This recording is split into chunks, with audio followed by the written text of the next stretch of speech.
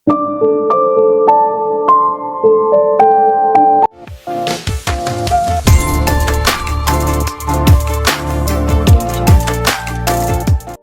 மானோட கண்ணுல இவங்க ஃபிக்ஸ் பண்ண கேமராவை நம்மளோட யோன் எடுத்துக்கிறாங்க. கண்டிப்பா அதெல்லாம் ரெக்கார்ட் ஆயிருக்கும். அதை பார்த்ததுக்கு அப்புறமாக என்ன நடக்க போகுது, ஏது நடக்க போகுது அப்படிங்கறத நம்ம கண்டினியூவா பார்த்துடலாங்க.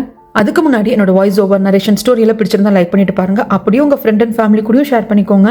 இது வரைக்கும் யாராவது சப்ஸ்கிரைப் பண்ண பார்த்துட்டு இருந்தீங்கன்னா மறக்காம சப்ஸ்கிரைப் பண்ணிக்கோங்க. யோன் வந்துட்டு ப்ளே பண்ணி பார்க்குறாங்க. அப்படி ப்ளே பண்ணி பார்க்குறப்போ அது ஜஸ்ட் வீடியோ மட்டும் கிடையாதுங்க, ஆடியோவும் நல்லாவே வந்துட்டு கேட்குது. ஏன்னா 2 பேர் கத்தி கத்தி தானே பேசியிருப்பாங்க. ஸோ ஆடியோவும் நல்லாவே ரெக்கார்ட் ஆயிருக்கு. அதில் எல்லாமே தெரிய வந்துருச்சு. ஸோ ஸ்ரீஜா வந்துட்டு ஜாங்கோட பொண்ணு இல்லை அப்படிங்கிறதும் தெரிய வந்துருச்சு. இந்த டிஎன்ஏ ரிப்போர்ட்டை 20 வருடங்களுக்கு முன்னாடி அம்மாவுக்கு வந்துட்டு பார்க்கோட அம்மா அனுப்பிச்சிருந்திருக்காங்க.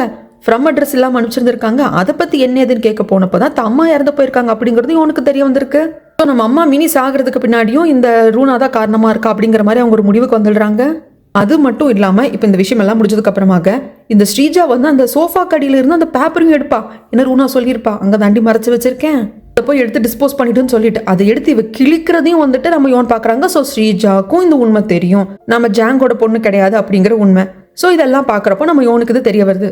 உடனே இதை அம்பலப்படுத்தி என்னென்னமோ பண்ண போறான்னு தான் நீங்க நினைப்பீங்க. இல்லை, அது யோனோட ஸ்டைலே கிடையாது. அதுக்கு பதிலாக கொஞ்சம் கொஞ்சமா ஊசியாலேயே குத்தி கொண்டா எப்படி இருக்கும் அந்த மாதிரி ஒரு பெயினை கொடுக்க போறா. ஆனா இங்க நிறைய விஷயங்கள் நடந்துட்டதுனால ஏதோ கனவெல்லாம் வருது. யோன் வந்து கழுத்து நரிக்கிற மாதிரி ரூனாக்கு அடிச்சு பிடிச்சி எழுந்துருச்சா. ஆக்சுவலா அங்க வந்து நம்ம யோன் நிக்கிறாங்க. நீ எதுக்கடி வந்த ஏதுன்னு கேட்கறதுக்கு இப்பதான் இந்த வீடியோலாம் பார்த்துட்டு வந்திருக்காங்க யோன். பட் அதை பத்தி எதுவும் சொல்லாம, இல்ல நீங்க நல்லா இருக்கீங்களா, கை வேற வந்து அறுத்து ரத்தம் வந்திருக்கு இல்லையா, அது என்ன எதுன்னு தான் பார்க்கலான்ட்டு வந்தேன், நீங்க நல்லா தூங்குங்க அப்படின்ட்டு வந்துருவாங்க. இங்கே எகெயின் வந்துட்டு டைவர்ஸ் பேப்பர் வாங்கி வச்சிருப்பாங்க இல்லையா காந்தே, அதை வந்துட்டு ஸ்டீஜா பார்த்துருவாங்க. எதுக்கு, முடிவோட தான் இருக்க போல இருக்கு, என்னை பார்த்தா ஒரு பொண்ணு மாதிரி உனக்கு தெரியல இல்லையா, என்னால் குழந்தை பெற்றுக்க முடியாது இல்லையா, அதுதானே ரீசனை வச்சு நான் டைவர்ஸ் பண்ண போறேன் அப்படிங்கிறப்போ, இதை பாரு ஸ்டீஜா, குழந்தை அப்படிங்கிறது இங்கே விஷயமே கிடையாது. நம்ம 2 பேர் சேர்ந்து வாழ்றது சரிப்பட்டே வராது. என்னோட நிம்மதி மட்டும் இல்லாமல் உன்னோட நிம்மதியும் தான் போகும் அப்படிங்கிறாங்க. இல்லை நான் டைவர்ஸ் கொடுக்க மாட்டேன் அப்படின்ட்டு அவ கிழிச்சு போட இவங்க 2 பேரும் சாப்பிட்றதுக்காக கூப்பிட வந்த யோன் இதை பார்த்துருவாங்க. அவரு காந்தே பாட்டுக்கு போயிடுவாங்க. ஸ்ரீஜாவும் 4 நறுக்குன்னு கேட்டுட்டு போயிடுவா. அதுக்கப்புறமாக கீழே கிடக்கிற பேப்பரை பார்த்துக்கிட்டே இருக்கிறப்போ ஹாஸ்பிட்டல் இருந்து கால் வருது. பார்க்கோட அம்மாவுக்கு முழிப்பு வந்துச்சுன்னு சொல்லிட்டு டக்குன்னு ரெடி ஆகிட்டு வந்துட்டு நீங்களாம் சாப்பிடுங்க, நான் ஹாஸ்பிட்டலுக்கு கிளம்புறேன் அப்படிங்கிறப்போ ரூனாக்கு பக்குன்னு இருக்கு. ஐயோ அவளுக்கு எல்லாம் ஞாபகம் வந்து என்ன பண்றது அப்படின்ட்டு நானும் வரேன்ட்டு 2 பேரும் சேர்ந்து ஹாஸ்பிட்டல் வருவாங்க. நம்ம யோனை வந்துட்டு சமயங்கள்ல பார்க்கோட அம்மா மினியா தானே பார்ப்பாங்க, யோனோட அம்மா மினியா தானே பார்ப்பாங்க. மினின்னு தானே கூப்பிடவும் செய்வாங்க. ஏன்னா 2 பேரோட ஜாடியும் ஒரே மாதிரி இருக்கிறதுனால சமயங்களை மினின்னு கூப்பிடுவாங்க. அதனால நம்ம யோன்கிட்ட நல்லா பேசுறாங்க. ரூனாவை பார்த்ததும் இவ ரொம்ப மோசம், எங்க கிளாஸ்ல இருக்கிற யாருக்கும் இவளை பிடிக்காது, இவ ரொம்ப கெட்டவா அப்படின்ட்டு அவங்க சாப்பிட்ற பொருளெல்லாம் எடுத்து அடிக்கிறாங்க. ஆனா ரூனாக்கு சந்தோஷம் தான். ஓகே, இவளோட மெமரி ரொம்ப பின்னாடி போயிடுச்சு, ஸ்கூல் படிக்கிற டேஸ் மெமரி இருக்கு, நல்லதுதான், இவளுக்கு என்ன நடந்தது அதுக்கு நாம தான் காரணம் அப்படிங்கிறது இவளுக்கு ஞாபகமே இல்லை அப்படிங்கிற சந்தோஷம் தான் ரூனாக்கு. அப்புறம் டாக்டர் கிட்ட வந்து என்ன ஏது அப்படின்னு சொல்லிட்டு நம்ம யோன் கேட்கிறப்போ இவங்களோட மெமரி அந்த தலையில அடிப்பட்டு கீழே விழுந்ததுல ரொம்ப ட்ரிகர் ஆகி பின்னாடி போயிடுச்சுமா. இவங்களோட ஸ்கூல் டேஸ் அவங்களுக்கு ஞாபகம் இருக்கு, அதை தாண்டி என்னென்ன ஞாபகம் இருக்கு அப்படிங்கிறது ஒவ்வொருத்தரையும் பாக்குறப்ப அவங்க ரியாக்ட் பண்ணதை வச்சுதான் கண்டுபிடிக்க முடியும் அப்படின்னு சொல்லிடுவாங்க. அதுக்கப்புறமாக மிஸ்டர் பீக்கோ அவங்க ஒய்ஃபும் பார்க்க வருவாங்க. ஆனா மிஸ்டர் பீக்கோட ஒய்ஃப் வந்துட்டு நான் தான், என்ன ஞாபகம் இருக்கா, நம்ம 2 பேரும் ஃப்ரெண்ட்ஸ் அப்படிங்கிறப்போ மேடம் நீங்க யாரா அப்படின்னு சொல்லிட்டு பார்க்கோட அம்மா கெட்டுவாங்க. என்னடா இது அப்படிங்கிற மாதிரி இருக்கும். ஆனா மிஸ்டர் பீக்கை பாக்குறப்போ பீக் நீ எப்படி இருக்க, நல்லா இருக்கியா, நீ ஜெயிலுக்கு போயிருந்தியே, எப்போ ரிலீஸ் பண்ணாங்க அப்படின்னு கேட்குறாங்க. இது தூஹியோட அம்மாவுக்கு புரிஞ்சு போச்சு. ஓகே இவங்களுக்கு வந்து அந்த ஸ்கூல் டேஸ் அந்த மெமரி தான் இருக்கு அப்படிங்கிறது புரிஞ்சு போச்சு. சரி இவங்க 2 பேரும் பேசிக்கிட்டோம் அப்படின்ட்டு யோனை கூப்பிட்டு வெளியே வந்துருவாங்க. ஆமா யோன் என்னாச்சு ஏதாச்சு, பெட்டி படிக்கலாம் கட்டிட்டு எங்க வீட்டுக்கு வந்தேன், இப்போ திடீர்னு எங்கேன்னு திரும்பி பார்க்கோட வீட்டுக்கே போயிட்டு என்ன ஏது அப்படிங்கிறப்போ இல்லம்மா இன்னும் சில விஷயங்கள் தீர்க்க வேண்டியது இருக்கு, கொஞ்சம் கொஞ்சமா சொல்றேன், இப்பொழுதுக்கு எதுவும் கேட்காதீங்க அப்படின்ட்டுருவாங்க. அதுக்கப்புறம் பார்க்கு ரிலீஸ் பண்ணிடுவாங்க. பார்க்க குற்றமற்றவர் அப்படின்னு சொல்லிட்டு ரிலீஸ் பண்ணலைங்க. பார்க்க மேல இருக்கிற குற்றத்தை நிரூபிக்கிற மாதிரி இன்னும் சில ஆதாரங்கள் கிடைக்கல. இந்த ட்ராஃபியாவது மொத்தமா தங்கமா ஆனதை வந்துட்டு இந்த வெண்டார் தானே கொடுத்துருப்பாரு, அவரை கான்டாக்ட் பண்ண முடியல, அவரையும் கூப்பிட்டு விசாரிக்கணும் இல்லையா, அவரை கூப்பிட்டு விசாரிக்க முடியல அப்படிங்கிறதுனால இப்போதைக்கு ரிலீஸ் பண்ணியிருக்காங்க. பட் கேஸ் க்ளோஸ் ஆகல. இன்னும் பார்க் மேல சந்தேகம் இருக்கதான் செய்யுது. பார்க்க கூப்பிட்டு போறதுக்காக ஜாங்கு தான் வருவாங்க. இங்க சீன் அப்படியே கட் பண்ணா எல்லாம் வந்து நல்லபடியா போகும்னு பார்த்து அதை பார்க்க ரிலீஸ் பண்ணிட்டாங்களே அப்படின்னு ரூனாக்கு இருக்கு. அதை வந்து காங்தே கிட்ட கேட்கறா. காங்தே வந்து சொல்றாங்க நீங்க என்ன சொன்னீங்க, ஏதாவது ஒரு பழி போடணும்னு சொன்னீங்க, அதுக்கேற்ற மாதிரி நான் பார்க் மேல பழி போடுறதுக்கான எல்லா ஏற்பாடும் பண்ணிட்டேன். ஆனா அந்த வெண்டாரை வச்சுதான் அந்த ட்ராஃபி நான் கொடுக்க வச்சிருந்தேன். அந்த வெண்டாரை விசாரிக்கணும் அப்படின்னு ப்ராசிக்யூட்டர் தரப்பு வந்து அணுகிறப்போ அந்த ஆளு பிடிக்க முடியல. அவனும் வந்துட்டு ஆமா பார்க்கு தான் வந்துட்டு எனக்கு கான்ட்ராக்ட் எல்லாம் எனக்கு சாதகமா போட்டு கொடுத்தாரு, அதுக்கு லஞ்சம் மாதிரி ட்ராஃபியை நான் தங்கத்துல கொடுத்தேன் அப்படிங்கிற மாதிரி அவன் சொன்னாதான் கேஸ் ஸ்ட்ராங் ஆகும். அப்படின்னா பார்க்க ரிலீஸ் தானே பண்ணுவாங்க. ஸோ ப்ராசிக்யூட்டர் ஆஃபீஸ்க்குள்ள போயிட்டு வேலை பார்க்குற அளவுக்கு எனக்கு பவர் இல்லைங்க, புரிஞ்சுக்கோங்க அப்படிங்கிறப்ப ரூனா வந்துட்டு பரவாயில்ல பார்க்கு ரிலீஸே ஆனா கூட அவன் மேல ஒரு குற்றம் சுமத்தப்பட்டிருக்கு. அவன் நிரபராதின்னு சொல்லிட்டு ரிலீஸ் ஆகல. ஸோ இன்னும் சந்தேகம் இருக்கிறதுனால அதை வச்சு நான் கேம் ப்ளே பண்ணிடுவேன் அப்படிங்கிறாங்க. ஓகே மாமியாரே, நீங்க என்ன வேணா கேம் ப்ளே பண்ணிக்கோங்க, நீங்க எனக்கு ப்ராமிஸ் பண்ணியிருந்தீங்க பார்க்குக்கு சேர்மேன் பொசிஷன் போகக்கூடாதுன்னு சொல்லிட்டு, அதை நான் பண்ணிட்டேன். ஸோ இதுக்கப்புறமாக ஸ்ரீஜா எப்படியாவது கன்வின்ஸ் பண்ணுங்க, எனக்கும் ஸ்ரீஜாவுக்கும் டைவர்ஸ் வேணும், அதுக்கு நான் ஸ்ரீஜாவை கன்வின்ஸ் பண்ணுறேன் நீங்கள் சொல்லியிருந்தீங்கல்ல அப்படிங்கிறப்போ, ஆமாம் எனக்கு ஞாபகம் இருக்காங்க, நான் ஒன்றும் மறக்கல, நான் கண்டிப்பாக ஸ்ரீஜா கிட்ட பேசுகிறேன், ஆனால் அது உடனே நடக்காது, பொறுமையாக தான் நான் ஸ்ரீஜாக்கு எடுத்து சொல்லணும், அது வரைக்கும் நீ வேற எதுவும் பண்ணாமல் எங்கள் வீட்லேயே இரு அப்படிம்பாங்க. காங்தேவும் ஓகேன்னு சொல்லிடுவான். ஆனால் ரூனா கிடைக்குது, ஆமாம் என் பொண்ணு ஸ்ரீஜாவை அந்த அளவுக்கு வெறுக்கிறியா? அழகு இல்லையா, அறிவில்லையா, அந்தஸ்து இல்லையா, இவ்வளோ பெரிய கம்பெனியோட ஒரே வாரிசாவை அவளை கல்யாணம் பண்ணிக்கிட்டா உனக்கு தான் லாபம், அப்படி இருக்கிறப்போ ஏன் ஸ்ரீஜாவை இந்த அளவுக்கு வெறுக்கிற அப்படின்னு கேட்குற சமயத்தில், மாமியாரே ஸ்ரீஜா கிட்ட எல்லாம் இருக்கு, ஆனால் எல்லாமே இருக்கு அப்படியே உங்களை மாதிரியே இருக்கு, நான் ஸ்ரீஜாக்குள்ள உங்களை பார்க்குறேன், அப்படியே உங்களை மாதிரியே பண்ணுறா, எல்லா விஷயத்தையும் பண்ணுறா, பணத்தை வச்சு அடுத்தவங்களை பிளாக்மெயில் பண்ணுறது, உண்மையை மறைக்கிறது, தான் சாதகமாக, அதாவது தான் நல்லபடியாக சாதகமாக வாழணும் அப்படிங்கிறதுக்காக அடுத்தவங்களை என்ன வேணா பண்ணலாம் அப்படிங்கிற எண்ணமெல்லாம் அப்படி உங்களை மாதிரியே இருக்கு. உங்களை மாதிரியே இருக்கிற ஒருத்தி கூட சத்தியமா எந்த ஆம்பளையாலையும் வாழ முடியாது மாமியாரே. என் மாமனார் ஜாங்கு, அவரால் உங்க கூட வாழ முடிஞ்சது, ஆனா சத்தியமா என்னால முடியாது. ஸோ உங்களை மாதிரியே இருக்கிற உங்க பொண்ணு ஸ்ரீஜா கூட என்னால வாழ முடியாது அப்படிங்கிறப்போ, ரூனாக்கு இப்படியெல்லாம் யாரும் பேசுனது இல்லை இல்லையா? அது மட்டும் இல்லாம இவனை இப்ப பலார்னு அறையவும் முடியாது, கடைசியில் எல்லாத்தையும் வேற மாதிரி திருப்பி விட்டுருவோம் அப்படின்னு சொல்லிட்டு, இப்போ புரிஞ்சுக்கிட்டேன் உன்னோட மைண்ட் என்னன்ட்டு. என் முன்னாடியே என்னையும் என் பொண்ணு இன்சல்ட் பண்றல அப்படிங்கிறப்போ, வெளியே நின்று ஸ்ரீஜா இது எல்லாத்தையும் கேட்டுட்டு தான் இருப்பாங்க. காங்தேவை பார்க்க வந்திருப்பாங்க. காங்தேவ உங்க அம்மா உள்ள பேசிட்டு இருக்கிறதுனால அப்படி ஒட்டு கேட்டு அப்படி நின்றுட்டாங்க. எந்த அளவுக்கு கேவலமானவன் அப்படிங்கிறத என் பொண்ணு கிட்ட எடுத்து சொல்லி கண்டிப்பா உங்க 2 பேருக்கு டைவர்ஸ் வாங்கி கொடுத்துருவேன் அப்படிங்கிறப்போ, இதுக்கு மேல உள்ள எதுவும் வரல ஸ்ரீஜா, இதெல்லாத்தையும் கேட்டுட்டு அப்படியே வெளியே போயிடுவா. அதுக்கப்புறம் ஒரு பார்ல உட்காந்து ட்ரிங்க்ஸ் பண்ணிட்டு இருப்பா. அந்த சமயத்தில் அவங்க அம்மாவை கூப்பிட்டுருப்பா. ரோனா வந்துட்டு இங்கே எதுக்கடி கூப்பிட்ட, என்ன ஏது பேசணும்னா வீட்டில் பேசியிருக்கலாம் இல்லையா அப்படிங்கிறப்போ, அம்மா என்னோட உண்மையான அப்பா யாரு, அவர் பேர் என்ன, அவர் பார்க்க எப்படி இருப்பாரு, ஒருவேளை என்னோட உண்மையான பயாலஜிக்கல் ஃபாதர் ரொம்ப மோசமானவரா, கிரிமினலா, இல்லை ஏதோ ஒரு கேங்கோட லீடரா, இல்லை ஏதோ ஜெயிலுக்கு போனவரா, தயவுசெய்து ஏதாவது சொல்லுமா, ஏன்னா என்னோட உண்மையான அப்பா யார் அப்படிங்கிறத சொல்லாம நீ இவ்வளோ ரகசியம் வச்சிருக்கேன் அப்படின்னா அதுக்கு ஒரு காரணம் இருக்கணும் இல்லையா? இதை பாருடி, உனக்கு ஒரே ஒரு அப்பா தான், அந்த அப்பா ஜாங் தான் அப்படிங்கிறப்போ, மா ப்ளீஸ் ஊர் உலகத்துக்கு இதை சொல்லி ஏமாத்துமா, நான் எனக்கு தான் எல்லாம் தெரியும்னு சொல்லிட்டேன் இல்லையா, ப்ளீஸ் உண்மையை சொல்ல அப்படிங்கிறாங்க.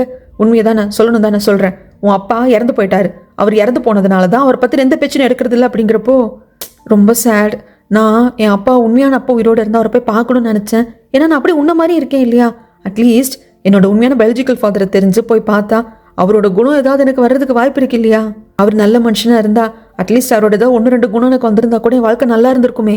நல்ல வேலைம்மா யோன் இறந்து போயிட்டா, ஒருவேளை யோன் உயிரோடு இருந்திருந்தா அவ மேலே எனக்கு இருக்கிற பொறாமைக்கு நானே கூட கொண்டு இருந்திருப்பேன். ஏன்னா அப்பா ஜாங்கோட உண்மையான பொண்ணு யோன் தானே, அதனாலதான் அப்பாவோட நல்ல குணங்கள் எல்லாம் அவளுக்கு வந்திருக்கு. அப்பா எவ்வளோ நல்ல மனுஷன். ஸோ அந்த நல்ல குணங்களோட அவ இருக்கிறதுனால தான் காங்தேவால யோனை கிவ் அப் பண்ணவே முடியல. யோன் ஹாஸ்பிட்டலில் தீ விபத்து ஏற்பட்டு இறந்து போயிட்டா அப்படின்னு தெரிஞ்சதுக்கு அப்புறமாகவும், யோன் உயிரோட இல்லைன்னு தெரிஞ்சதுக்கு அப்புறமாக கூட காங்தேவால அவன் மனசை மாத்திக்க முடியல. நான் ஏன் பிறந்த, அதுவும் உனக்கு ஏன் பிறந்த, ஏன் உன்ன மாதிரி இருக்கேன்னு எனக்கு ஒண்ணுமே விளங்கலையே அப்படின்னு சொல்லிட்டு இவ ரொம்ப அழுவா. காங்தேவும் ரூனாவும் பேசினது கேட்டுக்கிட்டதுனாலதான் இவளோட மனசு இந்த அளவுக்கு பாதிக்கப்பட்டிருக்கு. அதுக்கப்புறமாக பார்க்க வீட்டுக்கு கூப்பிட்டு வருவாங்க. வீட்டுக்கு வந்ததுக்கு அப்புறமாக தான் அம்மாவுக்கு இந்த மாதிரி அடிபட்டிருக்கு, ஹாஸ்பிட்டல் போயிட்டு வந்திருக்காங்க அப்படிங்கிறதே பார்க்குக்கு தெரியும். அடிச்சு பிடிச்சி வந்து பார்த்தா அம்மா அப்படின்னு சொல்லி கையை பிடிச்சிக்கிட்டா அவங்க, கண்ணா யாரு பாணி அப்படின்னு சொல்லி கேட்டுருவாங்க. அம்மா நான் உங்க பையன் அப்படிங்கிறப்போ, ஆமா நீ ரொம்ப ஹேண்ட்ஸமா இருக்க, நாளைக்கு எனக்கு ஒரு பையன் பிறந்தா கண்டிப்பா உன்ன மாதிரி தான் இருக்கணும் அப்படின்னு உன்னை பார்த்தோன்னே எனக்கு தோணுது அப்படிங்கிறப்போ இவருக்கு ஒன்றும் புரியல. அதுக்கப்புறம் யோன் தான் எல்லாத்தையும் சொல்லி விளங்க வைக்கிறாங்க. அது மட்டும் இல்லாமல் அதனாலதான் நான் எகெயின் வீட்டுக்கே திரும்பி வந்தேன் அப்படிங்கிறப்போ, போதும் ஏமா இப்போ நல்லா இருக்காங்க, நான் பார்த்துக்கிறேன், நீ கிளம்பு அப்படிங்கிறாரு பார்க்கு. ஆக்சுவலாக இந்த மாதிரி நீங்கள் டிஎன்ஏ ரிப்போர்ட் எடுத்தீங்க இல்லையா, ஜாங்க தான் என்னோட அப்பா அப்படிங்கிறத டிஎன்ஏ ரிப்போர்ட் வந்து நான் பார்த்துட்டேன். அது மட்டும் இல்லாமல் உங்கள் அம்மாவுக்கு இப்படி அடிப்பட்டதுக்கு காரணம் யாரு, அங்கே கேமரா நான் செட் பண்ணியிருந்தேன், அந்த மாதிரி எதையுமே பார்க் கிட்ட சொல்கிறதில்ல. இல்லை பார்க்கு கொஞ்சம் டைம் கொடுங்க, என்னால் முடியல தூக்கி அப்படின்னு சொல்கிறாங்க. ஆக்சுவலாக இது யோன் அப்படிங்கிறது பார்க்குக்கு தெரிஞ்சு போச்சு. பட் இருந்தாலும் யோன் அதை அவங்க வாயால் சொல்லலை இல்லையா, நான் தான் யோன் அப்படிங்கிறது. அதனால அந்த பொய்யோடவே இப்போ போயிட்டோம் அப்படிங்கிறதுக்காக தூக்கினே மெயின்டைன் பண்ணிக்கிறாங்க. நான் ஒவ்வொரு வாட்டி பார்க்குறப்போ என்னால் வந்துட்டு முடியல, எனக்கு அவ்வளோ கஷ்டமாக இருக்குது. இப்போ காங்தே வேறு ஸ்ரீஜா கிட்ட டைவர்ஸ் கேட்டிருக்கா, என்னென்னமோ மாதிரி போயிட்டுருக்கு. ப்ளீஸ் எங்கள் லைஃப்பை விட்டு போயிடு, என் கண்ணு முன்னாடி நீ நிற்காத, எல்லா சுச்சுவேஷனால் ஹேண்டில் பண்ணிக்க முடியும், உன்னால் ஹேண்டில் பண்ண முடியல அப்படிங்கிறப்போ பார்க்கோடாம அதை கேட்டுட்டு வந்து, மினி ப்ளீஸ் போகாத, நீ இல்லைன்னா என்னால் இருக்க முடியாது அப்படிம்பாங்க. இல்லைம்மா நான் எங்கே போக மாட்டேன் அப்படின்ட்டு நம்ம யோனை வந்து வாக்கு கொடுத்துருவா. அதுக்கப்புறமா அவங்க போனதுக்கு அப்புறமாக தான், இதை பாருங்க உங்களுக்காக இல்லைனாலும் உங்கள் அம்மாக்காக யோசிங்க, அவங்க ஃப்ரெண்டான மினி மாதிரி என்ன பார்க்குறாங்க, அதனால நான் கூட இருக்கிறதா நல்லது அப்படின்ட்டுருவாங்க. பார்க்காலையும் ஒன்றும் சொல்ல முடியல. எங்க ரூனா ஆஃபீஸ்க்கு வரா, நைட் டைம் ஆயிடுச்சு, என்னை வீட்டுக்கே வர்றதில்ல ஜாங். ரூனா ஒரு முடிவுக்கு வந்துட்டா, இப்படி ஜாங் ஒரு பக்கம் ஸ்ரீஜா ஒரு பக்கம் விட்டா சரிப்பட்டு வராது, 2 பேரும் சேர்த்தாதான் குடும்பம் நல்லா இருக்கும் அப்படின்ட்டு ஜாங்கை பார்க்க வந்து மண்டி போட்டுட்டு, நீங்கள் இப்பெல்லாம் வீட்டுக்கு வரதே விட்டுட்டீங்க, எங்களை அந்த அளவுக்கு வெறுத்துட்டீங்க, பரவாயில்லைங்க, எல்லா தப்பும் நான் தான் பண்ணேன், என்ன வெறுத்துக்கோங்க, அதை பற்றி எனக்கு பிரச்சனை கிடையாது, நம்ம பொண்ணு ஸ்ரீஜா உங்க பொண்ணுங்க, அவ வாழ்க்கையில எந்த பக்கம் போறதுன்னு தெரியாம நிர்கதியா நிக்கிறா. இறந்து போன உங்க பொண்ணு யோனுக்காகவும் அந்த குழந்தை உங்க பேத்திக்காகவும் இவ்வளவு யோசிக்கிறீங்களே, உயிரோடு இருக்கிற உங்க பொண்ணு ஸ்ரீஜாவை இறந்து போன உங்க பொண்ணை நினைச்சுக்கிட்டே பலி கொடுக்க போறீங்களா? இருக்கிறவங்களையாவது வாழ வைக்கணும்லங்க அப்படிங்கிறப்போ இப்படி பேச பேச அவருக்கு புரிஞ்சிருச்சு. ஏன்னா ஜாங்கு ஸ்ரீஜாவை தன் சொந்த பொண்ணுன்னு தானே நினைச்சிட்டு இருக்காரு. அவருக்கு புரிஞ்சிட்டதுனால சரி அப்படின்னு சொல்லிட்டு இந்த ரூனாவை எழுந்திருக்க சொல்லி ஹக் பண்ணிக்கிறாங்க. இவளுக்கும் அப்பாடா இப்படி பேசி பேசி நம்ம இவ்வளவு சமாளிச்சிட்டோம், இவர் பிரெயின் வாஷ் பண்ணிட்டோம் அப்படின்னு அவளுக்கு நிம்மதியா இருக்கு. அதுக்கப்புறம் காங்தே வீட்டுக்கு வர்றப்போ இவங்கள பார்ப்பாங்க. யாரு நம்ம யோனா. பார்த்ததும் வெளியே தரன்னு கையை பிடிச்சி இழுத்துட்டு வந்து எதுக்கு மறுபடியும் இந்த வீட்டுக்குள்ள வந்து அப்படின்னு கேட்கறாங்க. இதை பாரு காங்தே, நான் ஏன் வந்தேன் எதுக்கு வந்து அப்படின்னு கேட்கறதுக்குலாம் உனக்கு ரைட்ஸ் கிடையாது. இல்ல ஏதோ ஒரு பொருள் எடுக்கிறதுக்கு தானே வந்த, எடுத்துட்டு கிளம்ப வேண்டியதானே அப்படிங்கிறாங்க. நான் தான் மறுக்க சொல்றேன்ல, அதுல நீ யாருடா சொல்றதுக்கு அப்படின்னு காங்தே கிட்ட சொல்லிட்டு போறப்போ, யோன் ரொம்ப நன்றி, நீ சாகாம உயிரோடு இருக்கிறதுக்கு, என் லைஃப்ல எகெயின் நீ வர்றதுக்கு அதுவே மிகப்பெரிய சான்ஸ் அப்படிங்கிறாங்க. காங்தே நீ என்ன வேணும்னாலும் யோசிச்சுக்கோ காங்தே, ஆனா நீ நினைக்கிறது என்னைக்கும் நடக்காது, அது என் விஷயத்துல நடக்கவே நடக்காதுன்ட்டு போவாங்க. சரி யோன், இப்படி யோன் யோன்னு சொல்லி பேசுறத வெளியே போயிட்டு வந்த ஸ்ரீஜா கேட்டுருவா.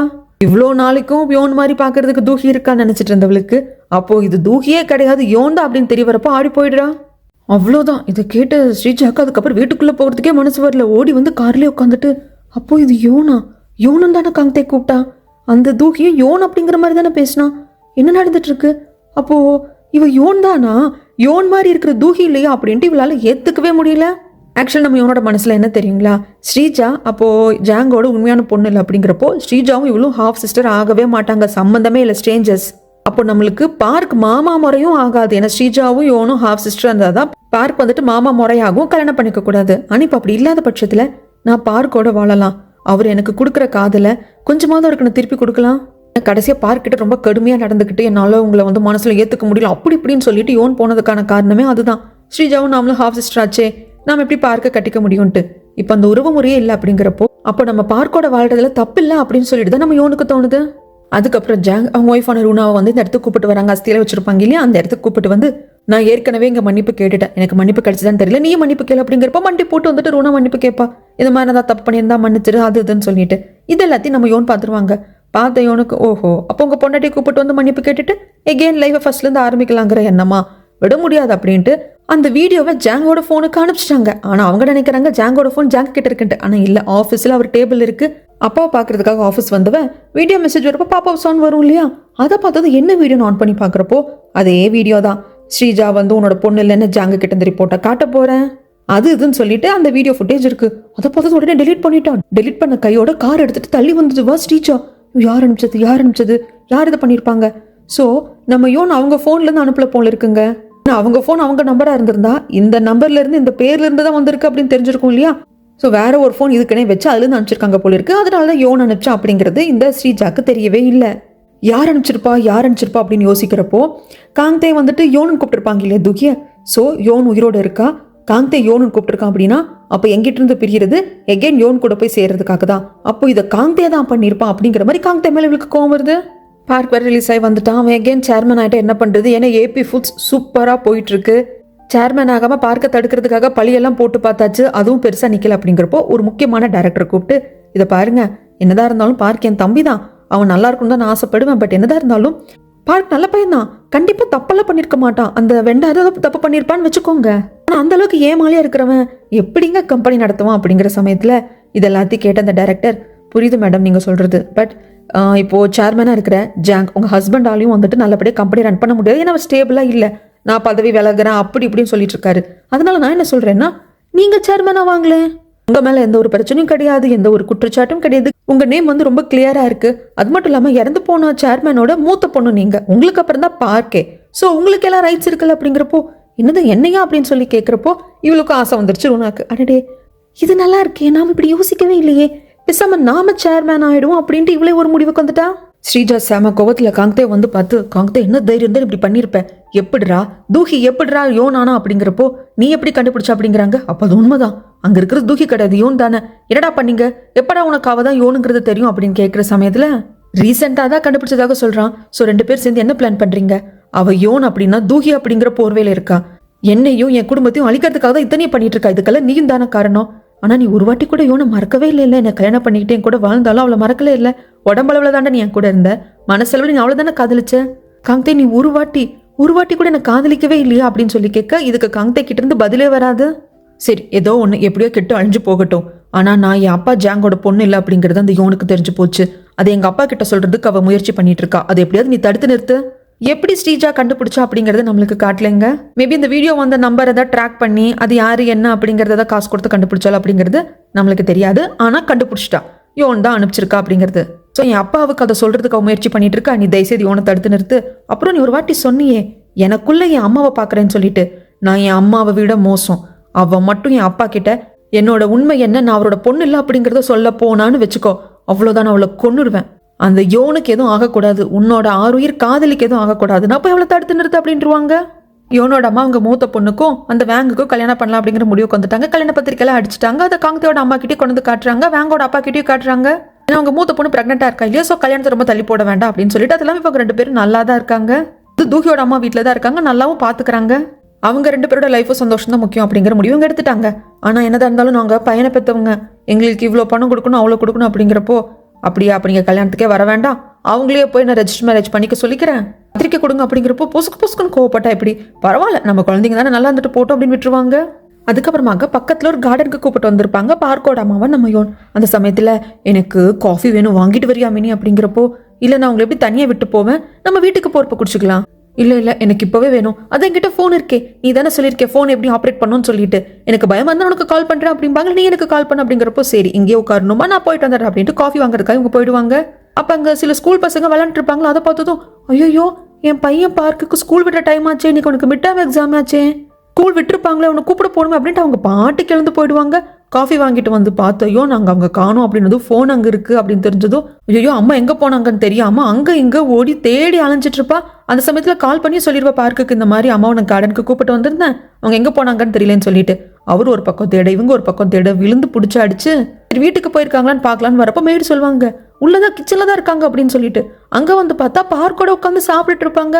அப்போதான் பார்க்கோட அம்மா சொல்லுவாங்க, இன்னைக்கு என் பையனுக்கு மிட் டேர்ம் எக்ஸாம், அதனால தான் ஹாஃப் டேல வந்துட்டா அப்படின்ட்டு. இவங்க மெமரி எப்படி ட்ரிகர் ஆகுது, எதை யோசிக்குது, எதை பண்ணுது அப்படிங்கிறதே தெரியல. ஆனால் யோனிக்கு இப்போதான் உயிர் வந்த மாதிரி இருக்கு. ஆனால் ரொம்ப பதறிட்டாங்களே, அப்படியே நிலத்தடு மாதிரி போயிடுறாங்க. ரூமுக்கு வரப்போ கேட்குறாங்க, அம்மா கிடைச்சிட்டாங்கன்னா எனக்கு ஃபோன் பண்ணி சொல்ல மாட்டீங்களா அப்படிங்கிறப்போ, இல்லை நீ அம்மாவை காணோம் அப்படின்னு சொல்லி கால் பண்ணி கட் பண்ணதுமே மேடு கிட்ட இருந்து எனக்கு கால் வந்தது, இந்த மாதிரி உங்கள் அம்மா வீட்டுக்கு வந்துட்டு நீங்கள் ஸ்கூல்லேருந்து வந்துட்டீங்களா, என்ன எது உங்களை பார்க்கணும்னு சொல்கிறாங்க அப்படின்னதும், உனக்கு தெரிஞ்சிருக்கும்னு நினச்சேன், மேடு உனக்கு இன்ஃபார்ம் பண்ணியிருப்பாங்க, என்கிட்ட சொன்ன மாதிரி அவங்களும் சொல்லியிருப்பாங்கன்னு நினச்சேன், ஐம் சாரி எனக்கு தெரியாது அப்படிங்கிறாங்க. இல்லை பரவாயில்ல, நான் தான் ரொம்ப சென்சிட்டிவ் ஆகிட்டேன், நான் தான் அம்மாவை எங்கேயோ தொலைச்சிட்டணும் அப்படின்ட்டு ரொம்ப பதறி போயிட்டேன், உங்கள் மேலே எந்த ஒரு தப்பு இல்லை அப்படிங்கிறப்போ கால் அடிபட்டுருக்கிறத பார்க்குறாங்க.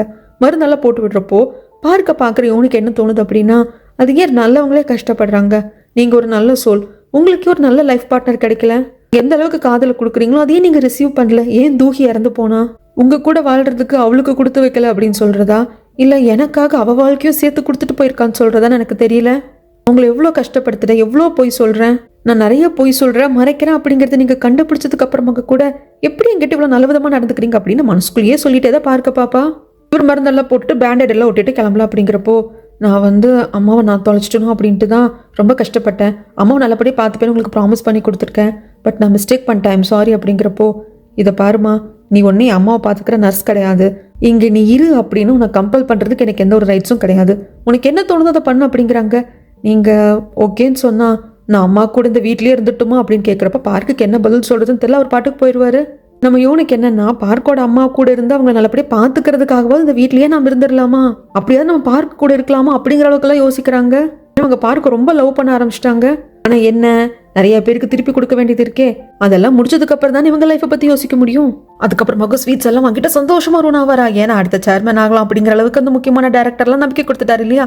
வந்தவ நம்மளோட யோனை பார்த்துட்டு, துஹி இந்த ஸ்வீட்ஸ் எல்லாருக்கும் கொடுத்துட்டு, அதுக்கப்புறம் நைட் டின்னர் சூப்பராக இருக்கணும், என் ஹஸ்பண்ட் வீட்டுக்கு வர போறாரு, ஸ்பெஷலாக இருக்கணும் அப்படிங்கிறப்போ, அப்படியா ஜாங் சார் வராரா அப்படின்னு கேட்குறாங்க. ஆமாம் அவருக்கு ஒயினா பிடிக்கும், அதுவும் ரெடி பண்ணிட்டு எல்லாமே பர்ஃபெக்டாக போயிட்டு இருக்கு அப்படின்னு சொல்லிட்டு வாயில் 32 பல்லு இருக்கு அப்படிங்கிறதுக்காகவே காட்டி காட்டி சிரிச்சுட்டு போவா. அப்போ அந்த வீடியோ ஜாங் பார்க்கலையா அப்படின்னு சொல்லிட்டு நம்மளோட யோன் யோசிக்கிறான். ரூம்குள்ளே வந்தா அந்த ஒத்த கமல் எடுத்து போட்டு உட்காந்துருக்காங்க நம்மளோட பார்க்கோட அம்மா.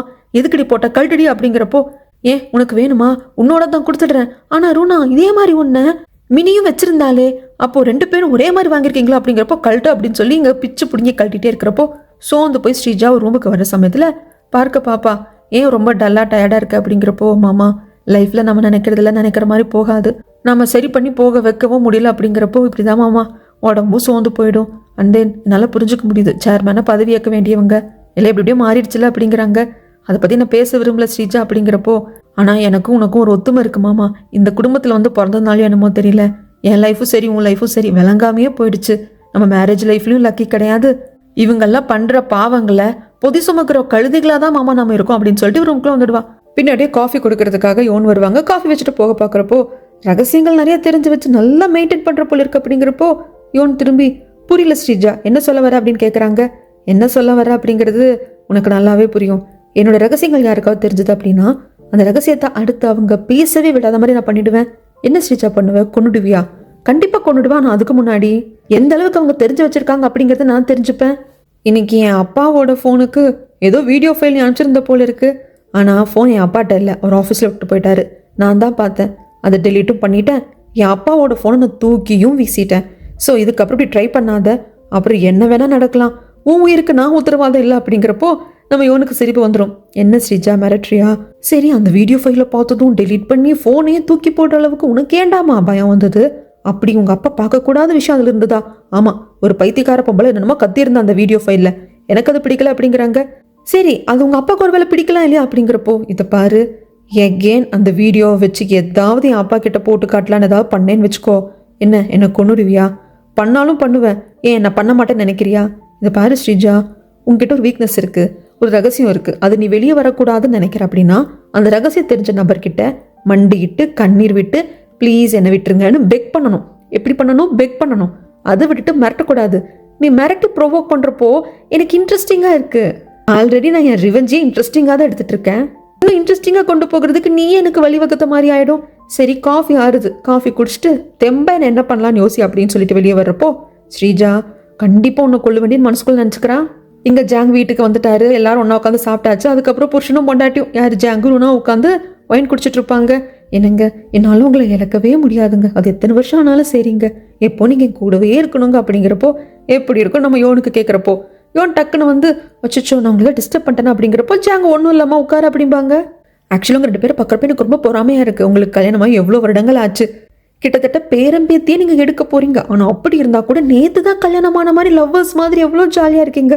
உங்களை பார்க்குறப்ப எனக்கு பொறாமையாக இருக்குது. ஆனால் எல்லார் லைஃப்பும் இப்படி இருக்கிறது இல்லை. என் ஃப்ரெண்டோட அப்பாவும் அம்மாவும் டைவர்ஸ் பண்ணிக்க போகிறாங்க. ஐயோ, ஏன் டைவர்ஸ் பண்ணிக்க போகிறாங்க? உன் ஃப்ரெண்டோட அம்மா அப்பா இப்போ டைவர்ஸ் பண்ணிக்க வேண்டிய அவசியம் என்ன? பேரம்பேத்தி எடுக்கிற வயசாக இருக்குமே அப்படிங்கிறாங்க. ஆமாம், அவங்க பொண்ணுக்கு கல்யாணம் கூட பண்ணி வச்சிட்டாங்க. ஆனால் இப்போ தான் தெரிய வந்திருக்கு, என் ஃப்ரெண்டு அவரோட சொந்த பொண்ணு இல்லையா, வேற யாருக்கோ பிறந்தவளாம். அதை தன் ஹஸ்பண்ட் கிட்ட இருந்து என் ஃப்ரெண்டோட அம்மா மறைச்சிருந்திருக்காங்க. அது இப்போ தெரிய வந்ததுக்கப்புறம் அவர் மனசு வெறுத்து போய் இவ்வளோ வருடங்களை நான் ஏமாத்திருக்காளே அப்படின்னு சொல்லிட்டு டைவர்ஸ் கேட்டிருக்காங்க அப்படின்ட்டு இந்த கதையை ஏன் யோன் சொல்கிறாங்கிறது நம்மளுக்கு தெரியுது. ரூனாக்கு அப்படி உள்ள பகன்னு எரியுது. ஜாங் இருந்துட்டு, சே பாவம், டைவர்ஸ் வாங்குறதுனால மட்டும் அவர் மனசு எப்படி ஆகும்? ஏன்னா இவ்வளோ வருடம் நம்பிக்கை பறி போயிருக்கு, ஒரு ஏமாளியாக வாழ்ந்திருக்காரு இல்லையா, அவருக்கு எவ்வளோ வருத்தமாக இருக்கும் அப்படின்னு சொல்கிறப்பெல்லாம் ஐயோ என்னடா இது அப்படிங்கிற மாதிரி தான் ரூனாக்கு இருக்கும். இந்த பக்கம் கங்தேவை காட்டுறாங்க. கங்தே யோசிக்கிறான், அது யோனுக்கு தெரிஞ்சு போச்சு, யோனுக்கு நான் வந்து ஜாங்கோட பொண்ணு இல்லைன்னு தெரிஞ்சு போச்சு, அவளை ஸ்டாப் பண்ணி இல்லைன்னா கொண்டுடுவேன் ஸ்ரீஜா மிரட்டினா இல்லையா, ஸோ அதனால் வந்துட்டு யோனை பார்க்கணும் அப்படிங்கிறதுக்காக வீட்டுக்கு வெளியேவான்னு சொல்லியிருப்பாங்க. யோனும் வருவான். வந்தது இந்த மாதிரி ஸ்ரீஜாக்கு நீ தான் யோனும் தெரிஞ்சு போச்சு. அப்படியா, தெரியட்டும், பயமா இல்லையா? நான் எதுக்கு பயப்படணும்? ஆக்சுவலாக சேர்மேன் ஜாங்கோட பொண்ணே ஸ்ரீஜா கிடையாது, பயாலஜிக்கல் டாட்டரே கிடையாது. அந்த ரகசியம் எனக்கு தெரியும் அப்படிங்கிறது ஸ்ரீஜாக்கு தெரியும். ஸோ அவள் என்னை பற்றி எங்கேயும் போய் சொல்ல மாட்டா. நான் யோன் தான் தூஹியோட அடையாளத்தில் இருக்கேன் அப்படிங்கிறத அவள் சொல்லவே மாட்டா. நீ எதுக்கும் கவலைப்படாத அப்படிங்கிறாங்க. என்னது, அப்போ ஸ்ரீஜா ஜாங் சாரோட பொண்ணு இல்லை அப்படிங்கிறது உனக்கு தெரிஞ்சிருச்சா அப்படின்னதும் தெரிஞ்சிருச்சு. ஒரு நிமிஷம், நீ கேட்குறத பார்த்தா அப்போ உனக்கு ஏற்கனவே தெரியுமா ஸ்ரீஜா ஜாங்கோட உண்மையான பயாலஜிக்கல் டாட்டர் இல்லை அப்படிங்கிறது உனக்கு தெரியுமா அப்படிங்கிறப்போ காங்தே தெரியும்னு சொல்கிறப்போ நம்ம யோனுக்கு கோவம் பொத்துக்கிட்டு வந்துடுது. அப்போ தெரிஞ்சிருந்தும் ஏன்டா என்கிட்ட சொல்லாமல் இருந்தேன்? ஏன் சொல்லாமல் இருந்தேன்? ஆமாம், சொல்லாமல் இருந்தேன். ஏன்னா நான் பார்க்க உன்னையும் பிரிக்கணும், ஏன்னா எனக்கு நீ வேணும். நான் ஸ்ரீஜாவும் நீயும் ஹாஃப் சிஸ்டர் இல்லைன்னு தெரிய வந்துடுச்சு அப்படின்னா அப்போ உனக்கும் பார்க்குக்கு எந்த ஒரு பிரச்சனையும் கிடையாது. பார்க் உனக்கு மாமா முறை ஆக மாட்டார். நீ பார்க்க கல்யாணம் பண்ணிட்டு அவர் கூட வாழ்றதுல பிரச்சனை கிடையாது. ஸோ அது தெரியக்கூடாது அப்படிங்கிறதுக்காகவும் நீ எனக்கு வேணும் அப்படிங்கிறதுக்காகவும் ஸ்ரீஜா சேர்மேன் ஜாங்கோட பொண்ணு இல்லைன்னு தெரிஞ்சதுக்கு அப்புறமா நான் சொல்லாம இருந்தேன் அப்படிங்கிறாங்க. முட்டாள், நீ என்ன பண்ணாலும் நான் கூட சேர்ந்து வாழ மாட்டேன். அதுக்கான தகுதியை நீ எப்பவோ இழந்துட்ட அப்படின்னு போக பார்க்க. ப்ளீஸ் புரிஞ்சுக்கோ, இப்போ நீ இந்த உண்மையெல்லாம் போய் சொல்றதுனால என்ன நடக்க போகுது? அது மட்டும் இல்லாமல் சேர்மேன் ஜாங்குக்கு இந்த உண்மையை தெரிவிக்க நினைக்கிறேன். பாவம் ஸ்ரீஜா, அவ என்ன தப்பு பண்ணா? அவளுக்கே இந்த தண்டனை அப்படிங்கிறப்போ என்னது பாவம் ஸ்ரீஜாவா? அப்போன்னா உனக்கு ஒன்று தெரியுமா, என் அம்மா செத்ததுக்கு பின்னாடி ஸ்ரீஜாவோட அம்மா தான் காரணமா இருக்காங்க. ஜாங்கோட பொண்ணு ஸ்ரீஜா இல்லை அப்படிங்கிறது 20 வருடங்களுக்கு முன்னாடி எங்க அம்மாக்கு தெரிய வந்திருக்கு. அன்னைக்கு தான் ஆக்சிடென்ட்ல எங்க அம்மா செத்துருக்காங்க. அது ஆக்சிடென்டா என்னங்கிறது எனக்கு டவுட்டா இருக்கு. நான் யாரையும் விட மாட்டேன். போய் இந்த ஸ்ரீஜா கிட்ட சொல்லு. அவ தான் ஜாங்கோட உண்மையான பொண்ணு இல்லைன்னு தெரிய வர்றப்போ அவ ஒன்றும் பெருசா இழந்துட போறது கிடையாது. நான் என் குழந்தை இழந்திருக்கேன், என் அம்மாவை இழந்திருக்கேன். அதை விட ஒன்றும் பெருசா இழக்க போறது கிடையாது. வயிற்றுல இருக்கிற குழந்தை அபோஷன் ஆனதுக்கே அந்த துடிச்சா நான் பெத்து 4 வயசு வரைக்கும் வளர்த்த குழந்தை இழந்திருக்கேன். அது மட்டும் இல்லாம என் அப்பா யார் அப்படிங்கிறது இன்ன வரைக்கும் தெரியாம நான் வாழ்ந்துட்டு இருந்திருக்கேன். எனக்கு என் அம்மா மட்டும்தான் எல்லாம். அவங்களையும் 12 வயசுலேயே பறி கொடுத்துட்டு அனாதையா வாழ்ந்திருக்கேன். என்னோட அப்பா யாருங்கிறது எனக்கு இப்போதான் தெரிய வந்தது. ஸோ நான் இழந்ததை விட, நான் பட்ட கஷ்டத்தை விட இதெல்லாம் தெரிய வரப்போ ஸ்ரீஜா ஒன்றும் பெருசாக கஷ்டப்பட்டு போறது இல்லை அப்படின்னு சொல்லிட்டு செம கோவத்தில் யோன் இருக்கா. ஆனா இந்த பக்கம் ரூனாவால தூங்க முடியல. ரூனாவை வந்து நிம்மதியாவே யோன் இருக்க விட மாட்டாங்க. அவ கொஞ்சம் அப்பாடா எல்லாம் செட்டில்டா அப்படின்னு நினைக்கிறப்பெல்லாம் அப்படி ஒரு தீக்குச்சி கொளுத்தி போட்டுருவா யோன். இப்போ நம்ம யோன் கொளுத்தி போட்ட தீக்குச்சி என் ஃப்ரெண்டோட அம்மா அப்பாவுக்கு டைவர்ஸ் ஆக போகுது. ஹஸ்பண்டுக்கே தெரியாம வேற ஒருத்த மூலியமா குழந்தை பெற்றுக்கிட்டு அது உங்க குழந்தை தான் ஹஸ்பண்டை ஏமாத்திருக்காங்க அப்படின்னு தெரிய வந்ததுனால டைவர்ஸ் ஆக போகுது அப்படின்னு அந்த கதையை சொன்னது இவளுக்கு இப்போ உறுத்துது. இங்க காந்தே வந்து ஒரு பாட்டுக்கு படுத்து தூங்கிட்டாங்க. பட் ஸ்ரீஜாக்கு தூக்கமே வரல. எப்படி தூக்கம் வரும்? திருடனுக்கு தேல் கொட்டின மாதிரி உட்காந்துட்டு இருக்கா. அந்த சமயத்துல இவ போனா காந்தே போனான்னு தெரியல, ஏதோ மெசேஜ் வந்து பாப்பப் சவுண்ட் கேக்குது. போய் பார்த்தா அதே வீடியோ தான். அதை பார்த்தவ டெலிட் பண்ணிட்டு, யோன் நீ என்ன டார்ச்சர் பண்றல அப்படிங்கிறாங்க. அப்புறம் பண்ணத்தான் செய்வா, நீங்க பண்ண டார்ச்சர் அப்படி. இங்க யோனோட அம்மா வந்திருப்பாங்க பார்க்கோட அம்மாவை பாக்குறதுக்கு. 2 பேரும் தான் விளையாண்டுட்டு இருப்பாங்க. சரி நீங்க கொஞ்சம் பாத்துக்கிறீங்களா, எனக்கு வெளியே போற வேலை இருக்கு அப்படின்னு சொல்லிட்டு யோனோட அம்மா கிட்ட சொல்லிட்டு யோன் வெளியே வருவா. அவ கார் எடுத்துட்டு கிளம்புறப்போ ஸ்ரீஜா வந்து ஏறிப்பா. ஏய் எதுக்குடி கார்ல இறங்கு அப்படின்னு நம்ம யோன் சொல்றப்போ, ஒரு முக்கியமான விஷயம் உங்ககிட்ட பேசணும், எந்த வேலையா இருந்தாலும் நான் பேசினதுக்கு அப்புறம் பாத்துக்கோ, நாம ஃபர்ஸ்ட் வெளியே போலாம் அப்படின்னு சொல்லிட்டு ஏதோ ஒரு இடத்துக்கு கூப்பிட்டு வருவா. வந்துட்டு இதை பாரு, என்ன இந்த வீடியோ ஆதாரத்தை வச்சுட்டு யாருக்கும் அனுப்பிச்சல விளையாண்டுட்டு இருக்க, ஏன் இப்படி டார்ச்சர் பண்ணிட்டு இருக்க அப்படிங்கிறப்போ, நான் அப்படிதான் பண்ணுவேன், ஏன் இஷ்டம், நான் என்ன வேணாலும் பண்ணுவேன், அதை சொல்றதுக்கு நீ யாரு? ஆத்தாளும் மகளும் ஒரு ஆட்டம் கட்டினீங்களே, எல்லாரோட வாழ்க்கையும் நம்ம கையில, எல்லாரோட வாழ்க்கையும் நாம ஆட்டு வைக்கலாம், யாருக்கு என்ன தெரிஞ்சா போதும் அவ்வளோ சொல்லலாம், யார்கிட்ட எதை மறைக்கணும், எப்படி வந்து நம்ம ஸ்கிரிப்ட் எழுதி கரெக்டாக கதை சொல்லணும், எப்படி நாம நல்லா இருக்கிறதுக்கு அத்தனை பெரிய பலிகடாக்கணும் அப்படிங்கிற மாதிரி ஆத்தாளும் மகளும் ஆடினீங்களே, அப்பெல்லாம் அது பெருசா தெரியலையா, இப்போ இது பெருசா தெரியுதா? அப்போ ரிவெஞ்ச் எடுக்கிறியான்னு ஸ்ரீஜா கேட்க, ஆஃப்கோர்ஸ், என்ன இன்னும் உனக்கு புரியலையா, ரிவெஞ்ச் தான் எடுத்துட்டு இருக்கேன், இது பாரு இப்படியெல்லாம் பண்ணேன்னா நான் செத்து போயிடுவேன், அதுக்கும் இவன் அசர மாட்டான், செத்துப்போ, நீ சாகரங்கிற முடிவை நீ எடுக்கிற, அதுக்கு நான் என்ன பண்ண முடியும், அது உன்னோட முடிவு, அதுக்கு நான் ஒன்றும் பண்ண முடியாது அப்படின்னு கார் எடுக்க போறப்போ, இதை பாருடி அப்படின்னு சொல்லிட்டே இருப்பேன். நம்ம யோன் கண்டுக்கவே மாட்டான். யோன் கார் எடுத்துட்டு போகலாம் அப்படிங்கிறப்ப முன்னுக்கு வந்து கார் மாதிரி விழுந்துருவா. கார்ல அடிபட்டு அவங்க பிரேக் போட்டுருவாங்க. ஆனால் அடிபட்டு கீழே விழுந்தோ பேச்சு மூச்சு இல்லாமல் ஸ்ரீஜா கிடக்குற யோனுக்கு பயமே வந்துருச்சு.